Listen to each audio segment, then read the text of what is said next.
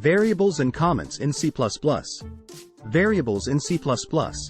Variables are used to store values in a program, and they have a specific data type. In C++, you can declare variables using the syntax data_type variable_name.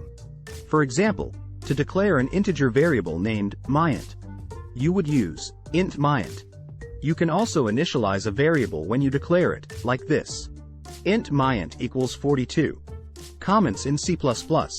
Comments are used to add explanatory text to a program that is ignored by the compiler. There are two types of comments in C++. 1. Single-line comments. Single-line comments start with and continue until the end of the line. For example, this is a single-line comment. 2. Multi-line comments. Multi-line comments start with asterisk and end with. They can span multiple lines. For example, asterisk, this is a multi-line comment.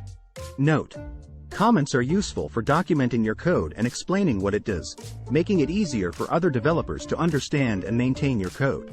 Thanks for watching.